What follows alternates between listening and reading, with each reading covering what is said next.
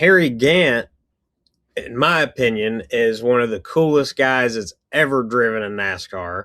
And he also drove one of the coolest cars ever, that Skull Bandit 33 Oldsmobile. So Harry is an 18-time Cup Series winner. He won two Southern 500s and the 1991 Winston 500, which I know there's some people out there that will argue that the Winston 500 is not a crown jewel, but I'm throwing it in there. Harry is one of the 8 drivers in the modern era to win 4 consecutive Cup races. And think about this. In 1979, his rookie season, he was 39 years old. Think about that. So he is the oldest driver to win a Cup race, and he won 8 of his 18 wins in his 50s.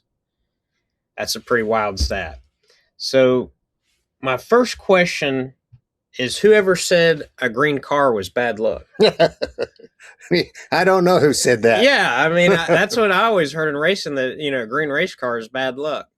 So, and that's what Harry drove his whole time. Yeah, well, at least with the Skull Bandit in the Cup Series. So, but Dad, what is your earliest memory of Harry?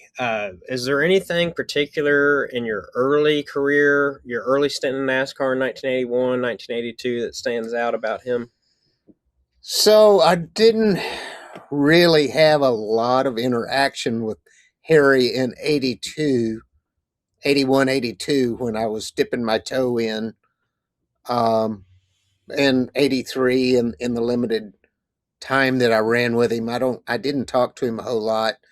But when I came back to NASCAR in 88 with Jack,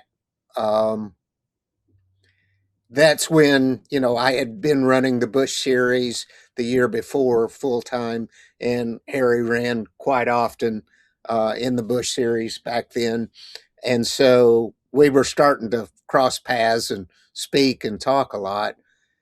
And so really the first memory that's etched into my brain is 1989. We were so incredibly fast.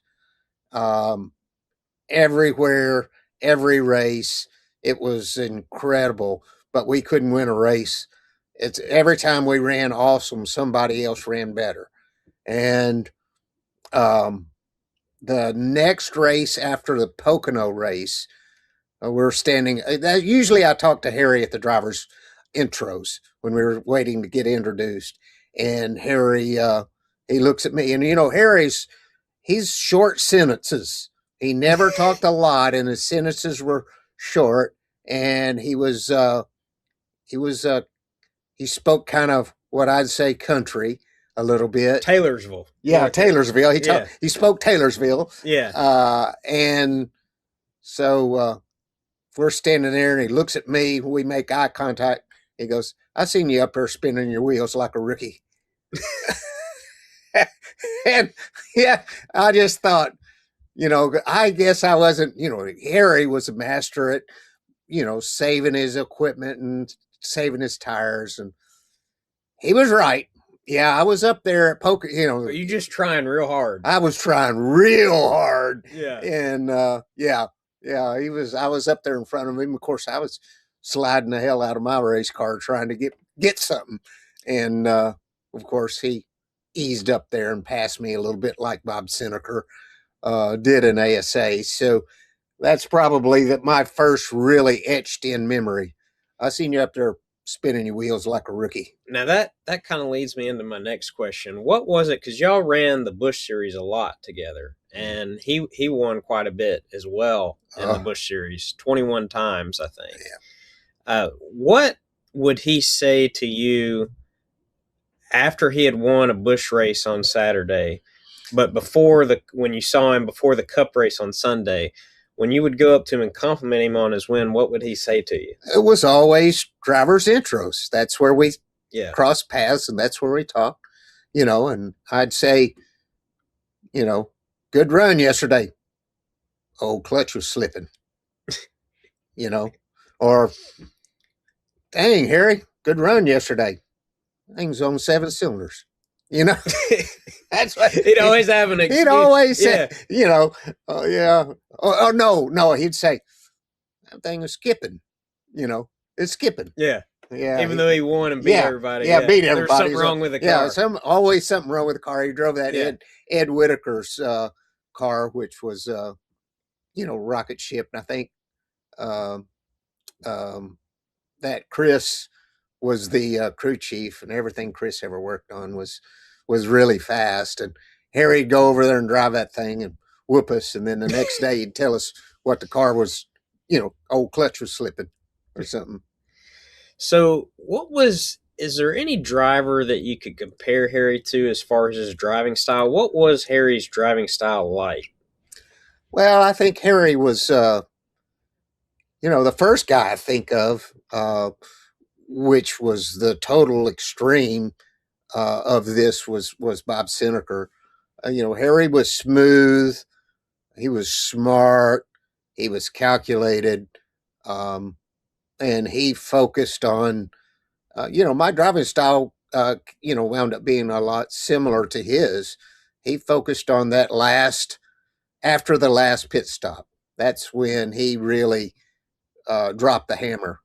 That's what I noticed a lot in preparing for this show is that all of his wins seem like either he just totally dominated the race or he saved his equipment and then he stayed in striking distance and then he pounced at the end and took the lead. And That, that's the way I remember him, yeah. was that way. And I'm sure he had dominant races as well.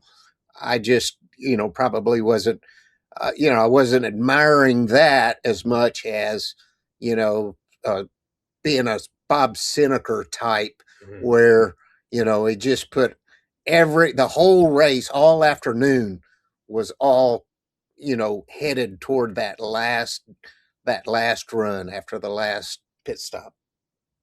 So in September of 1991, at 51 years old, Harry won 4 times in a row. Uh, what do you remember anything at all about that September? Well, the biggest thing that I remember about that was that he was on his way to five in a row. Yeah. Well, he totally dominated that fifth race, Yeah, at North Wilkesboro. And I think he wins if his brakes doesn't go, didn't go out. that's I think there's no way that he doesn't win that race. that's how all of us felt. Yeah. That's how we felt at the racetrack. Was he had a mechanical problem that took that away. But the other thing that I remember is the right front fender all curled up on that thing at Martinsville. uh, but he was just on a roll. I mean, and sometimes you would see that, but it was cool. Harry was such a cool dude. He was short with his words, or he always was with me. He never. It's very almost like dry humor Oh, too. yeah, Yeah. he was definitely Yeah. humorous, but it was dry. Yeah. But most of the things he'd say, a lot of things he'd say would be funny, and he was a man's man. Not Yeah. interested in the spotlight. Not interested. He was interested in winning races and going home and working with his hands. I mean, he was a man's man. Well, what's so interesting about that too is he has that kind of, blue collar, country type persona, but at the same time, he drove for Hal Needham, and he's been in more movies than any other NASCAR driver. I mean, it's pretty wild to think about. Yeah, it is. And I don't know if he was in real life, but in racing, he seemed to be an introvert. So here he is in all these movies, and he's really an introvert. So, Yeah, but it's just a really fun guy to talk to, great competitor, uh, and like someone that I tried to pattern my racing after, as a young guy, especially in the late '80s.